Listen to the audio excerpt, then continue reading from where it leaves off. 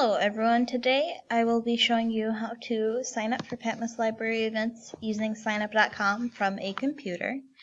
So there's two ways to access it, either from our Facebook page or our website. To access it from our Facebook page, you just look at our posts. Whenever we discuss our programs on our posts, there will be a link. Click on that link, it'll take you to signup.com.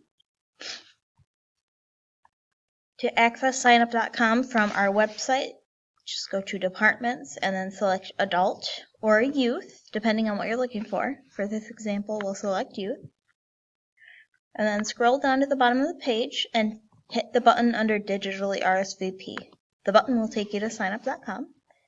And then select the month you're looking for. So let's say we're looking for the November book box for tweens and young adults. So we're going to click the orange View button next to November.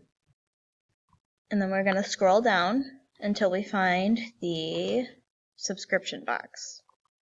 And then hit the green Sign Up button next to the event you would like to sign up for.